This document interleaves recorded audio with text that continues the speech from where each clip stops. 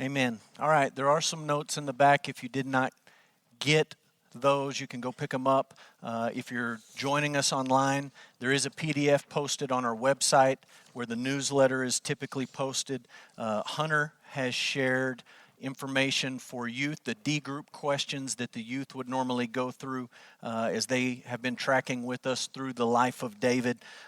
For those of you who maybe are joining us tonight and you don't normally join with us on a Wednesday night, you're kind of jumping in at the tail end of a study. We've been looking at the life of David, and we started months ago back in the fall, and we've tracked with the life of David, the story of David, all through the fall and Christmas and now into the spring, and we've just got a few weeks left. Tonight we're talking about David and Absalom. So if you have a Bible, it would be great to take it out, and our passage tonight is rather ambitious. It's 2 Samuel 13, 14, 15, 16, 17, 18, and 19.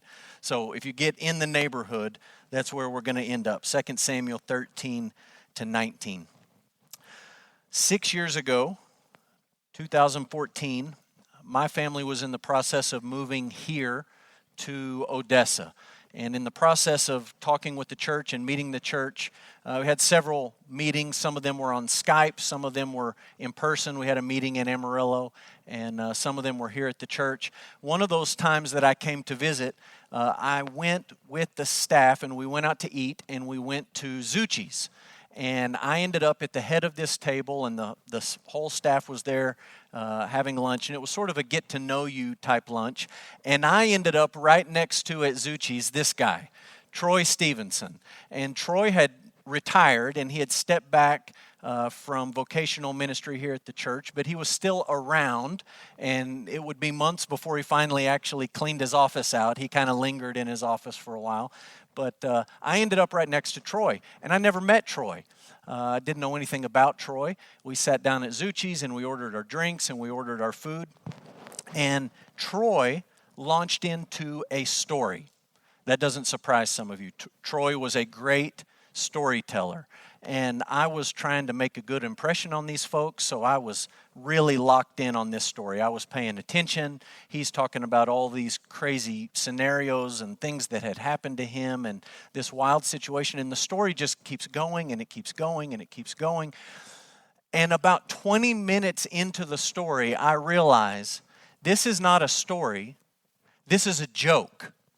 And he didn't tell me that, but the light bulb went off about 20 minutes into it. I realized he's not telling me something that actually happened. This is a joke, and it's not a very good joke. He's going to get to the punchline, and I'm not going to laugh. And, you know, if you knew Troy, you knew he loved to tell you stories. They were usually some sort of joke.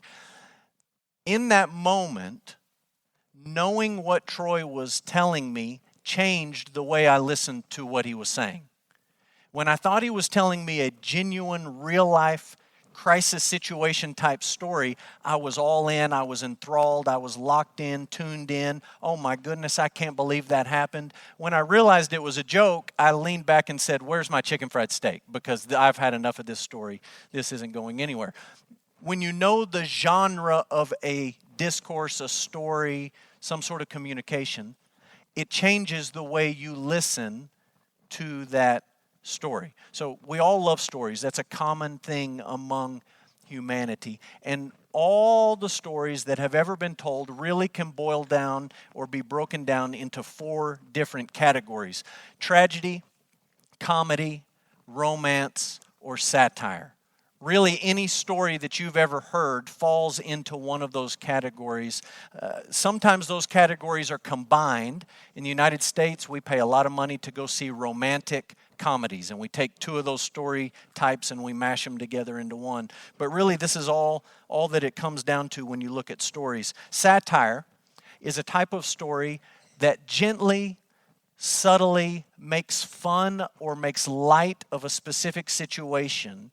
And it's not just designed to make you laugh, it's actually designed to make you think and to make a point and maybe to point out or criticize something that you had previously taken for granted. Romance. Obviously, our love stories would fall into the category of romance, but so would most of our westerns, and so would most of our space adventure stories, or so would most of our superhero stories. Any story where there's some sort of hero that's coming to save the day falls under this big umbrella of a romance story. Comedy. Think about situational comedies, sitcoms on TV. A comedy introduces a relatively small problem to the listener, to the audience, and then by the end of it, through some humorous means, there's a resolution, or there's some sort of conclusion to that scenario. And then you come to tragedy.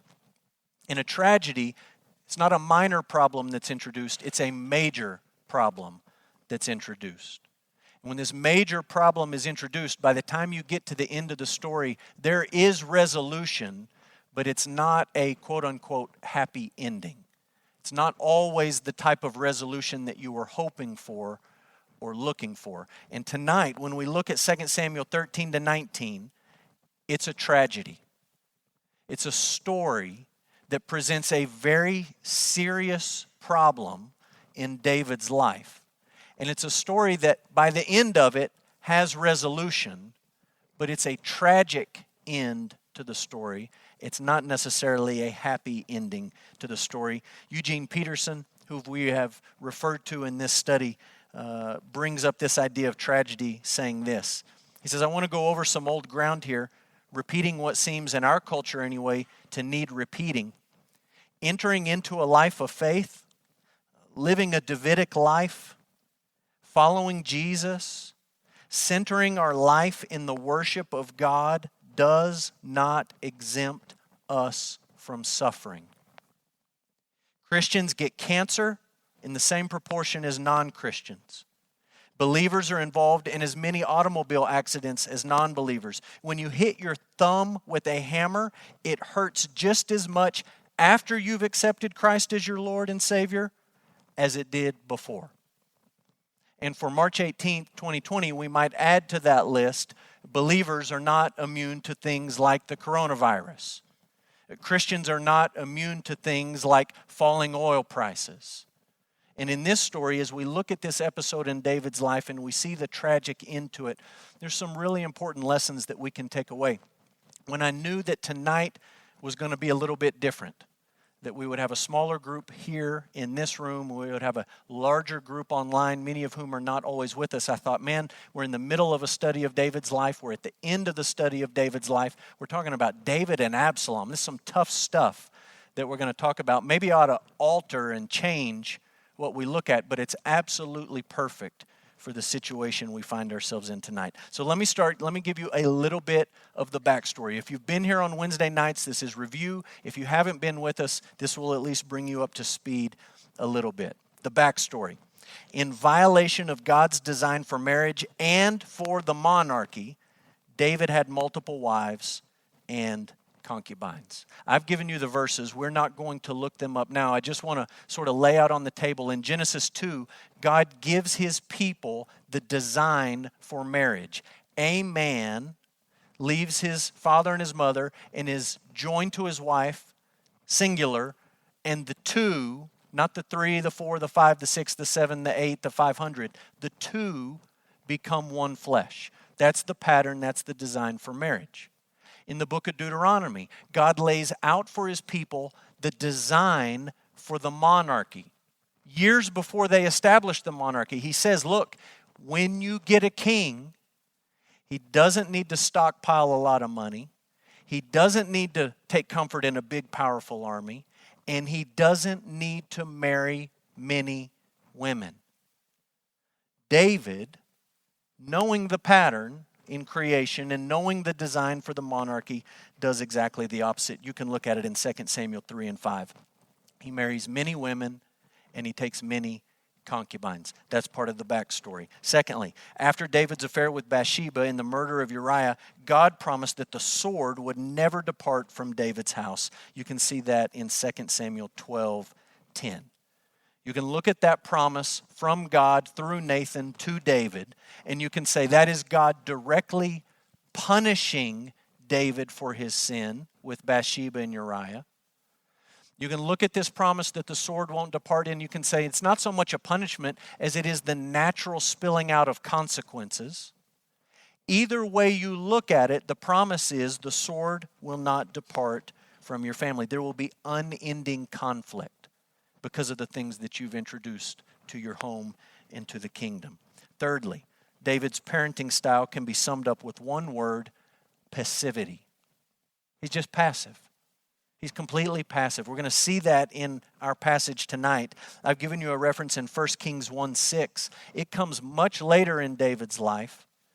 One of his other sons, as David is dying, a son named Adonijah, tries to do exactly what we're about to see Absalom do. He tries to take over the kingdom from David. And there's a note in 1 Kings 1:6 that says, David at no time displeased his son Adonijah by saying, "Why have you done thus and so?" That was David's parenting style. He never at one time displeased his children, his sons, by saying, "Hey, maybe this isn't the best idea. Maybe you shouldn't do that. Maybe you should rethink the direction you're taking here." He was completely passive. Licato sums it up and he says, David, the Homer Simpson of biblical dads, the picture of passivity. When we ask him about his kids, he just groans. That's the background to what we're about to talk about in 2 Samuel 13 through 19. We're going to talk about the tragedy. There's absolutely no way that we can read it all, that we can track through it all, but I bet in the next week you're going to have a little bit of downtime at some point in your life. And I bet you could sit down with the Bible and you could read 13, 14, 15, 16, 17, 18, 19. It wouldn't take you an incredible amount of time. We're going to hit the high points. We're going to move pretty quick. There's going to be places I ask you to look in your Bible, and we're going to read a few verses to catch the storyline. We're going to move through this quickly before we talk about application. Here we go. David's son Amnon raped his half-sister Tamar, and Tamar's brother, full brother, Absalom, eventually murdered Amnon for raping his sister, 2 Samuel 13, 1-33. You may ask yourself the question, we asked this last week, where would one of David's sons, Amnon, get the idea that regardless of what the Torah says, you can pursue sexual desire regardless of who it hurts or regardless of the consequences? Clearly, he learned that from his dad. And no one has any illusion that David sat down and told Amnon that's how you ought to live. But David, in the example he set with Bathsheba and Uriah, showed his son this is how it's acceptable to live. It's interesting. Amnon tricks David. He tricks Tamar. He forces himself on his half-sister. Tamar ends up living with her brother. It's not her dad who comes to her rescue. I wish I had an answer for why, but it's her brother. Her brother later has a daughter, and he names her Tamar in honor of his sister. If you look at 2 Samuel 13, verse 21, the text says, when King David heard all these things, he was very angry. To which you and I say, well, I imagine you were angry. I imagine that upset you. And you expect the very next verse to say, this is what David did about it. Instead, it just says, he was angry. It bothered him. He was really upset about the whole situation. But he doesn't do a thing. Absalom bides his time, just like Amnon tricked David. Absalom tricks David, and he murders his brother Amnon. Moving on. Absalom leaves Israel, and he lived in Geshur for 3 years. You can read about that, 2 Samuel 13, 24-29. Why did he go to Geshur? His father-in-law was the king of Geshur. So this is a guy who has royalty on all sides of his family. He leaves Israel, and he goes to take refuge in Geshur. David misses Absalom, to be sure. He misses his son, but he never does anything to bring him home.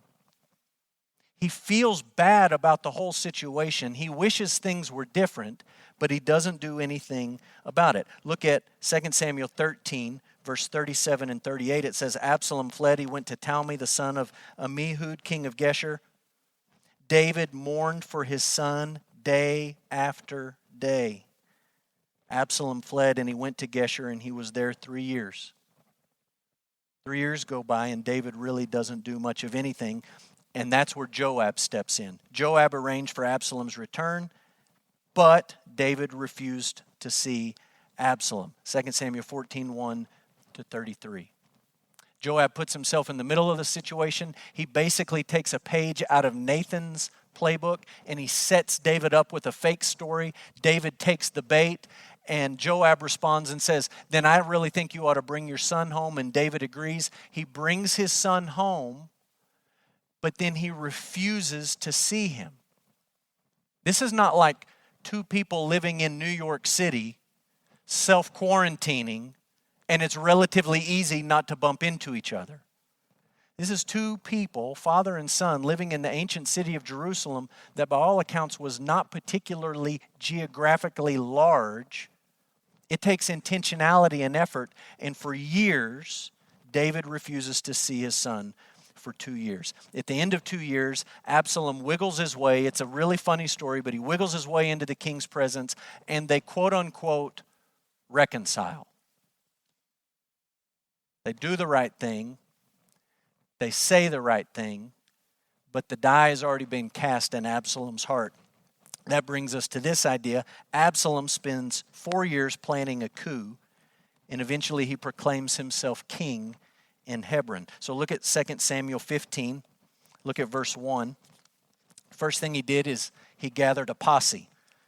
After this, Absalom got himself a chariot and horses and 50 men to run before him. I need a group of guys. I need a bodyguard. I need a gang to follow me around and to be on my side. Look at verse 6. He manipulates the people. Absalom did this to all of Israel who came to the king for judgment.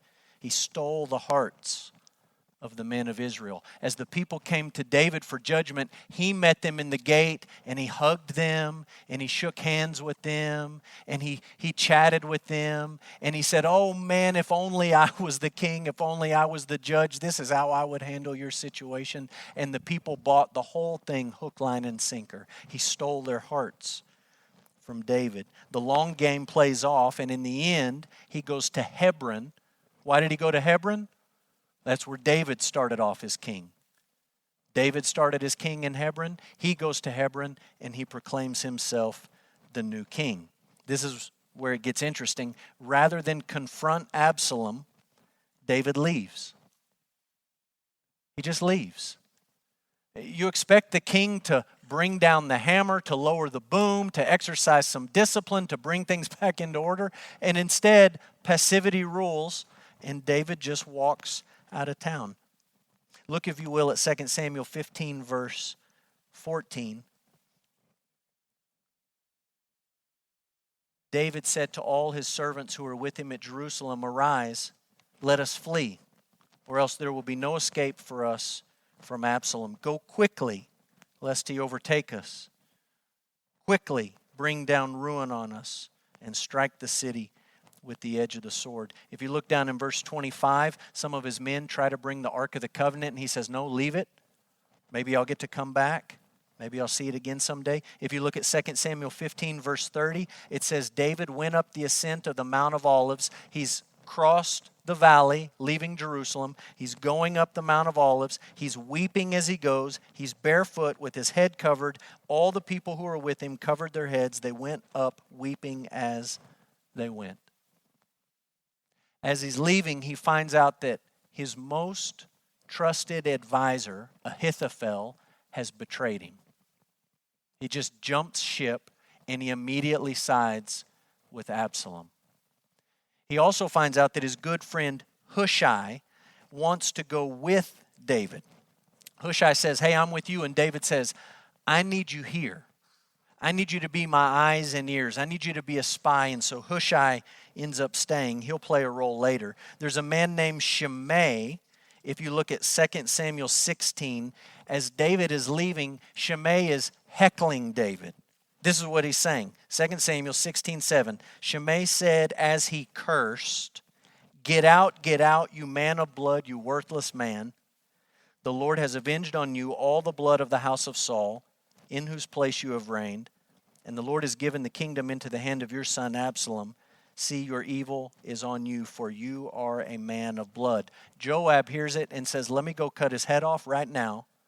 And David says, don't touch him. Just let him speak.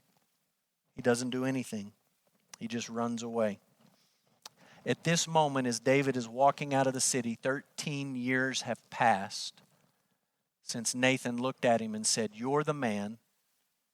You're guilty of sin with Bathsheba and Uriah, and the sword will not depart from your house. You understand, the consequence of that sin did not happen all immediately. Some of it happened almost immediately. Some of it was 13 years in the making. Absalom is now the king.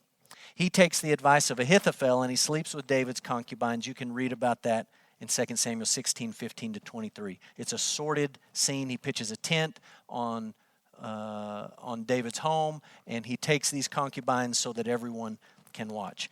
Absalom also takes the advice of Hushai. He's a spy, and he does not immediately attack David. This is a critical part of the story. Ahithophel says, go right now. They're on the run. You can take him. You can kill your father. It'll all be over. The kingdom will be yours.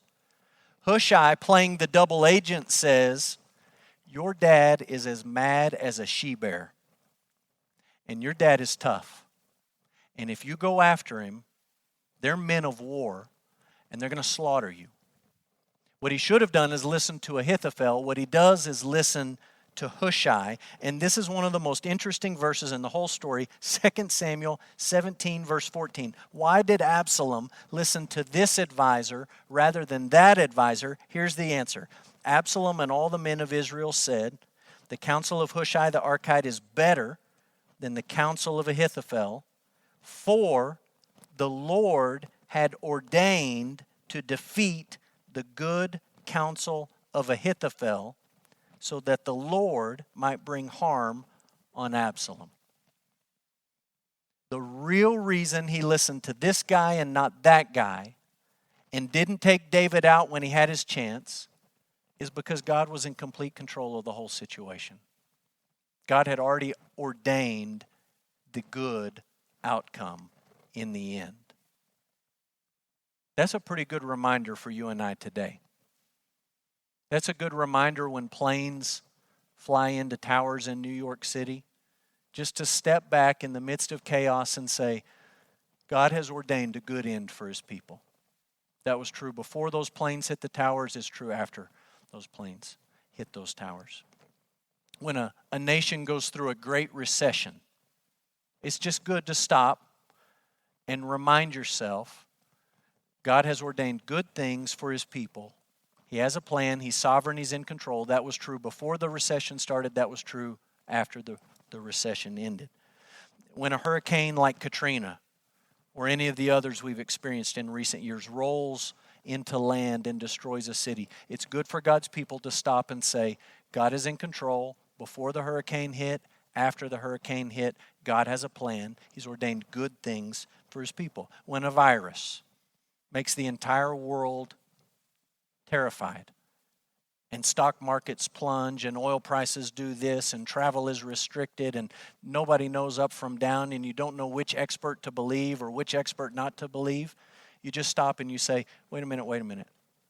2 weeks ago, God was in complete control of this world. Today, he's in complete control of this world. That was true when David sat on the throne, and that was true when David walked out of his capital city weeping and crying with his close friends. In the end, Absalom dies. He's killed in battle by Joab. It's a sad story. David and his men were vastly outnumbered, but they fought in a forest, and it neutralized the military advantage. They win the battle. Absalom, if you look at 2 Samuel 18, verse 5, Absalom has been sort of set aside. 2 Samuel 18:5, the king ordered Joab and Abishai and Ittai, deal gently for my sake with the young man Absalom. And all the people heard when the king gave orders to all the commanders about Absalom. David says, for whatever reason, take it easy on him. It's a strange thing to say because he let him live in exile month after month after month, and he didn't bring him home. And when he finally came home, he wouldn't even talk to him. He didn't even want to look at him. Now that he's taking over the kingdom, David's just running away. And when his men go to fight for him, David says, be easy on him. Be gentle with him. That's not the kind of advice Joab wanted to hear. Joab finds Absalom hanging in a tree by his hair. The Bible says he takes 3 javelins and throws them into Absalom's heart, and he kills him. You can see this in 2 Samuel 18, verse 19. That's when the report comes, If you look at verse 14, 2 Samuel 18:14, Joab said, I will not waste time like this with you. He took 3 javelins in his hand. He thrust them into the heart of Absalom while he was still alive in the oak. Not exactly gentle. In the wake of that, David mourns. He mourns Absalom's death, and Joab has to rebuke his boss. David just goes into a deep depression. You can see it in 2 Samuel 18, verse 33. The king was deeply moved. He went up to the chamber over the gate, and he wept. And as he went, he said, my son Absalom, my son Absalom, would I had died instead of you, O Absalom, my son, my son. And you listen to David crying, and you come back and you say, why are you so upset? You didn't want to be with him when he moved to Geshur. You didn't want to see him when he lived across the street. Now he runs you out of town, and your men protect you in a valiant, brave battle, and all you can do is cry about the boy. I don't know how you explain it other than to say in this moment, David is realizing maybe how deeply he's failed as a father. Maybe he's looking at the situation and realizing how much time he wasted.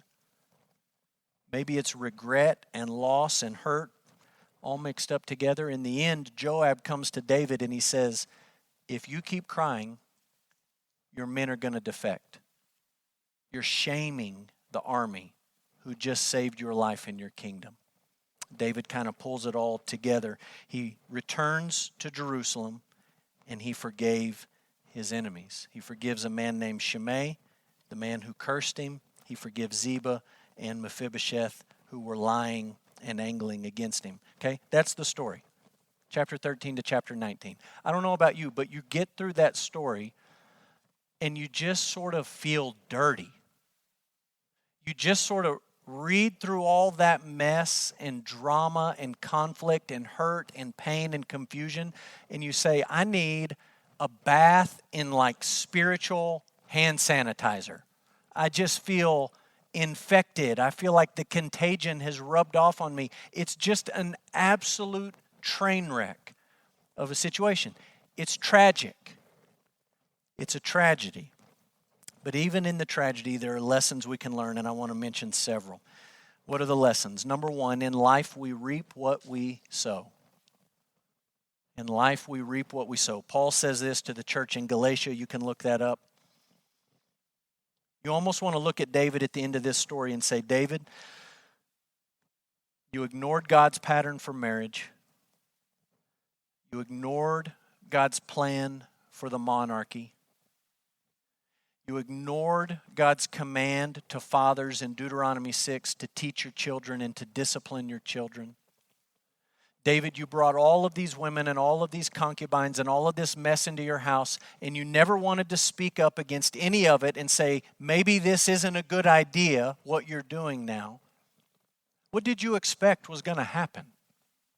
This is just the natural outcome, right? You are reaping what you've sown. Secondly, sin is like cancer. It grows, it spreads, and it kills. It grows, it spreads, and it kills.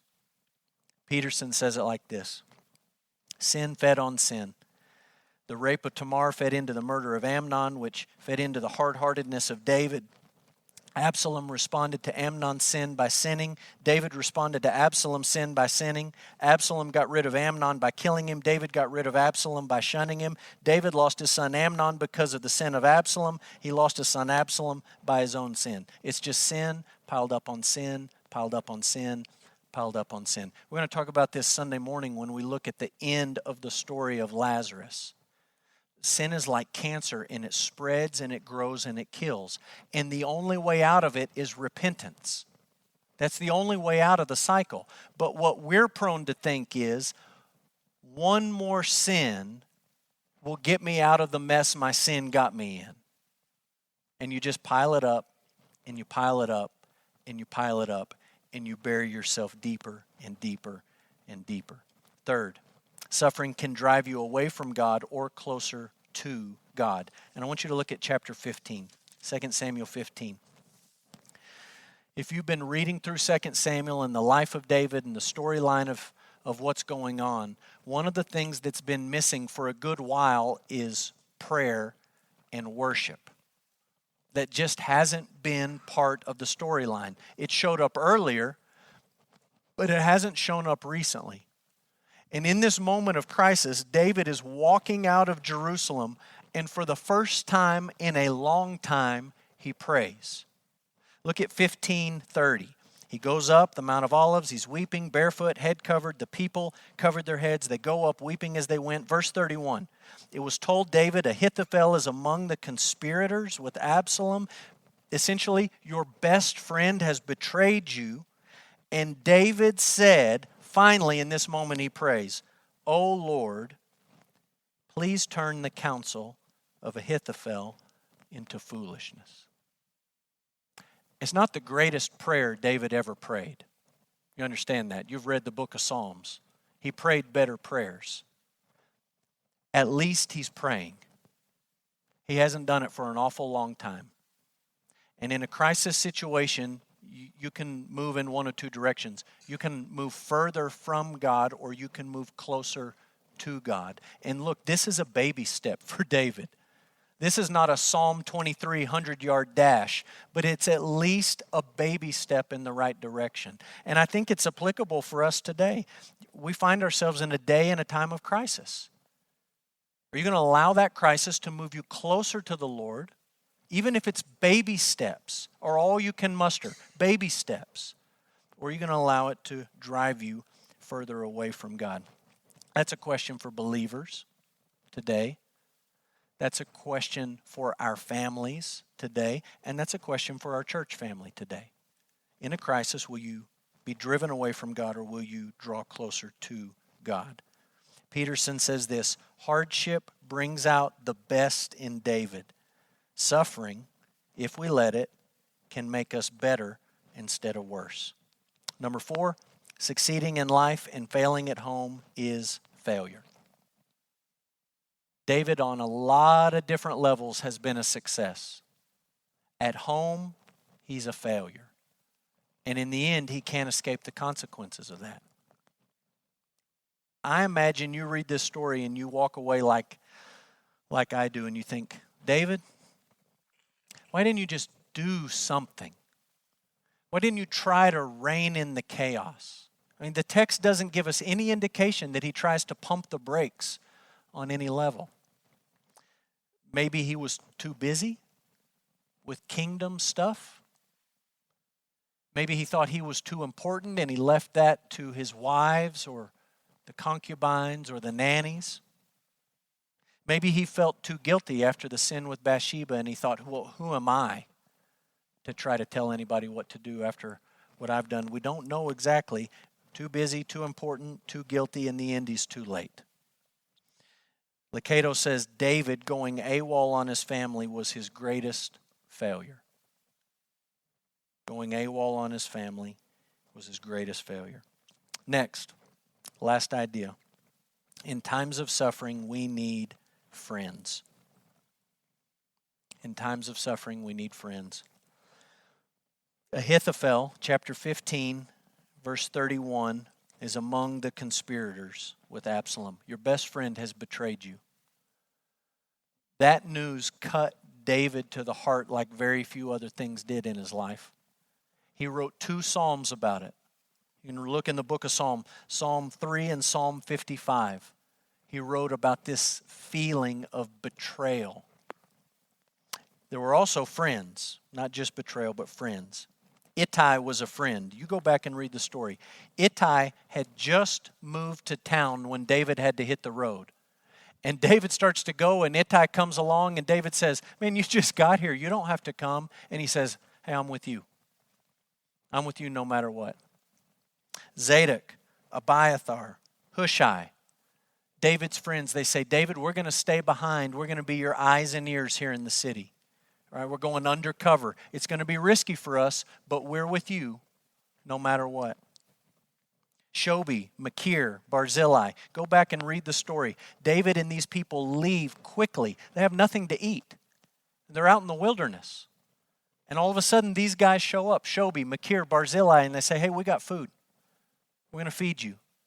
We're going to take care of you. Joab was a friend to David in this passage. He went to David and he did something difficult. He rebuked him for his grief over Absalom. He says, David, you got to get it together.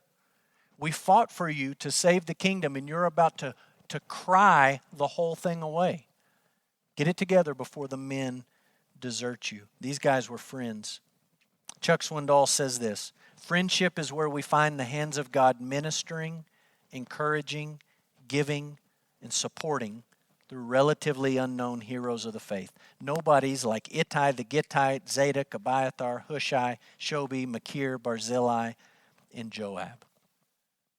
In a time of uncertainty, in a time of suffering, you need friends. And yes, you pray, God, take care of me. God, provide for me. That doesn't always look like manna being dropped down from heaven. Sometimes it looks like Barzillai bringing bread out to the wilderness so you can eat. I know I've been encouraged in the last couple of days. People at this church, people in this town, people I know that don't live here in Odessa, just friends who are willing to be encouraging and say, hey, we're praying for you. We're with you. Hang in there. I need that. You need that.